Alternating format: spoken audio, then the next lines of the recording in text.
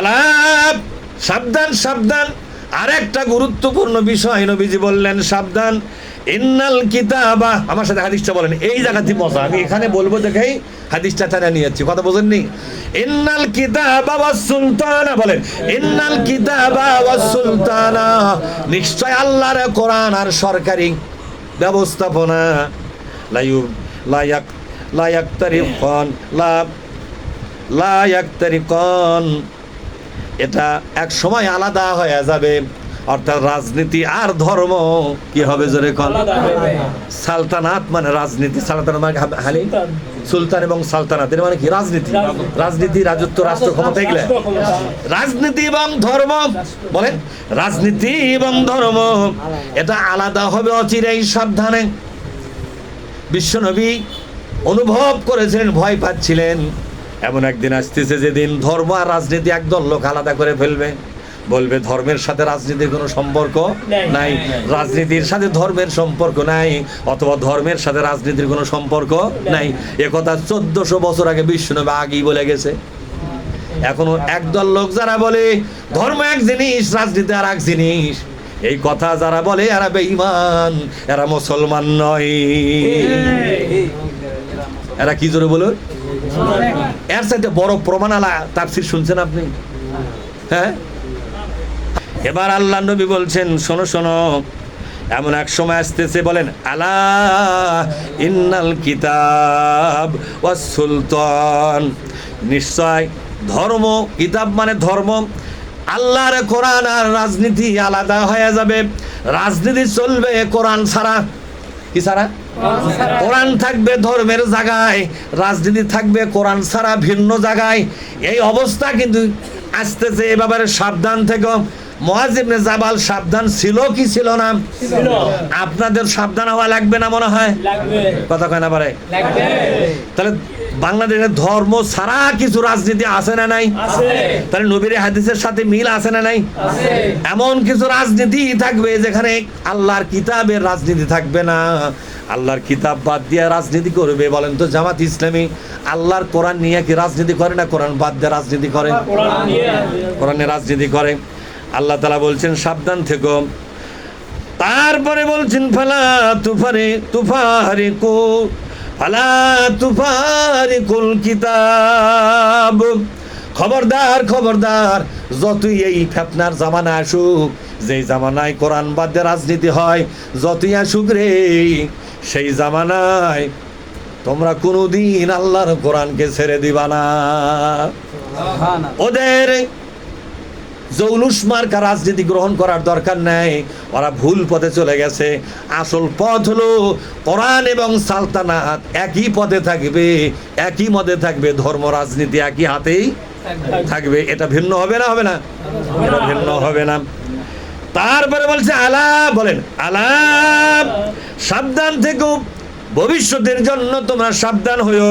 ইন্নাহুম সায়াকুনু উমারা, আমিরের বহু বচন উমারা, অনেক দেশের নেতা তৈরি হবে রে। এদেশে শাসন করার জন্য অনেক নেতারা এই দেশ শাসন করবে।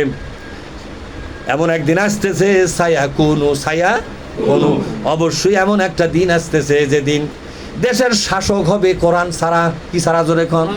দেশ চালাবে কোরআন ছাড়া। দেখেন উমারা ইয়াকুদুনা লাকুম, তারা কাজা মানে কাজী হবে, দেশ শাসন করবে কোরআন বাদ দিয়া, তাদের সংসদ হবে কোরআন বাদ দিয়া, তাদের বিচারালয় হবে কোরআন বাদ দিয়া। এমন একটা সময় কিন্তু বলেন তো আসছে না ভবিষ্যতে আসবে? আমাদের দেশটা কি শাসন কোরআন দিয়া হয়? এক শ্রেণীর নেতা তৈরি হবে যারা ইসলামী শরীয়ত দিয়ে দেশ শাসন করবে না, ইসলামী শরীয়তের পক্ষে রাজনীতি করবে না, তারা সংসদ চালাবে কোরআন বাদ দিয়া, বিচার বিভাগ চালাবে কোরআন বাদ দিয়া, ব্যাংক, বিমা, অর্থনীতি, শিক্ষানীতি এগুলো চালাবে কোরআন বাদ দিয়া। নবী কথা বলে গেল, বলে গেল কিনা জোরে কোন? আর এই ব্যাপারে কি বলে গেল? সাবধান থেকো। আলা মানে কি থেকো? কি সাবধান হবেন কোন? তো সাবধান হলে এখানে এই কথায়, কোরআন বাদ দিয়া যারা দেশ চালাতে চায় আমরা তাদেরকে দেশের চেয়ারে বসতেই দেব না। ঠিক না ভাই ঠিক? এর নাম হলো সাবধান। এমনি একলা সাবধানে আছে, মশা কিন্তু লাগবে সাবধান থেকেও। এখানে সাবধান থাকা মানে কি? মশারি কেনা, ঠিক না ভাই ঠিক? কোথায় আসি সাবধান আসি, মশারও কেনে না, কয়েলও কেনে না, মশা মারার ওষুধও কেনে না, কোনো ব্যবস্থাপনা নাই। বলেন তো মশা ধরবে না ছাড়বে? সাবধান হওয়া মানে কি? ওখানে তুমি যাচ্ছ সাবধান থেকে, চূড়ান্ত মশা কিন্তু আছে। তখন চিন্তা করলো তাহলে মশারি কিনবো আগে, কথা ঠিক না ভাই ঠিক? তাহলে এখন ইমানদারদের বলা হচ্ছে সাবধান থেকে। ভবিষ্যতে এমন একটা সময় আসতেছে, নেতা হবে কোরআন ছাড়া, দেশ চালাবে কোরআন ছাড়া, সংসদ চালাবে কোরআন ছাড়া, আদালত চালাবে কোরআন ছাড়া, শিক্ষা ভবন চালাবে কোরআন ছাড়া, ব্যাংক বিমা অর্থনীতি চালাবে কোরআন ছাড়া। এই ব্যাপারে সাবধান থেকে। এখানে সাবধান থাকার ব্যাখ্যা কি? সাবধান থাকার ব্যাখ্যা হলো জীবন দে হলো এই রকম জাতের নেতাদেরকে আমরা ক্ষমতা দিয়ে বসবার দেবো না। কতক্ষণ না কা এমন একটা দল নেতা পাঠাবো যারা কোরআন দিয়া দেশের সব কিছুই চালাবে। এর নাম হলো সাবধান হওয়া। কি আব্দুল হান্নান, সাবধান আর কি ব্যাখ্যা আছে কও? ভাইয়া যাকে ঠিক, কথা ঠিক না ব্যাঠি? এর নাম হলো সাবধান থাকা। এখন আল্লাহর নবী বলছেন, দেখেন মারাত্মক কথা বলেন, ফাইন আতাতুমুহুম, তোমরা যদি ওই নেতাদের পার্টি করো, কথা কয় না? তোমরা যদি ওই নেতাদের আনুগত্য করো, ওই নেতাদের দল করো, পার্টি করো, ওই নেতাদের কর্মী হও, ওই নেতাদের রাজনীতি তোমরা যদি করো, ইউদিল্লুকুম, তোমাদেরকে বেঈমান বানায়া জাহান্নামে দিবে। তো জাহান্নামে। ওই নেতাদেরকে তোমরা যদি মেনে চলো, ওরা তোমাকে গোমরাহ করে দিবে, আর গোমরাদের ঠিকানা হলো জাহান্নাম। ওই নেতাদের রাজনীতি করা মানে হলো গোমরাহ হওয়া। গোমরা মানে কি? দামরা তা কি? গোমরা মানে কি? পথ ভ্রষ্ট। পথ ভ্রষ্ট মানে কি? পথ মানে ইসলাম, আর ভ্রষ্ট মানে ইসলাম ছেড়ে আপনাকে বিদায় করে দেওয়া, অর্থাৎ ইসলাম থেকে আপনার নামটা কাটা যাবে। ভ্রষ্ট মানে কাটা যাওয়া, অন্য জায়গায় যাওয়া। বোঝেননি আমার কথা? পথ ভ্রষ্ট হওয়া, পথ ভ্রষ্ট আসল পথ থেকে ভুলে অন্য পথে যাওয়া, তার মানে বোঝেননি? ইসলাম থেকে নাম না কি হয়ে গেল? নামটা ইসলামের নামটা কেটে গেল। ওই নেতাদের দল করা মানেই হলো ইসলাম থেকে নামটা কেটে গেল। কথাটা আমি বললাম না নবী বলে গেছে? এই দেখেন এবারটা দেন, ফাইন আতাতুমুহুম, দেখেন ফাইন ইন মানে যদি, বলেন ইন মানে যদি, ফা মানে সুতরাং, ফা মানে এত বুঝাবার পরেও, এখানে এত বুঝাবার ফা কেন দিছে? বলেন তো ফা কেন দিছে? এত বুঝাবার পরেও যদি, বলেন এত বুঝাবার পরেও যদি, ফা ইন, এই বাংলা করছি আমি, এত বুঝাবার পরেও যদি, এই যারা বলবে না তাদের মধ্যে হিংসা আছে, বলেন তো ফাইন, ফাইন বাংলা কি? ফাইন বাংলা কি?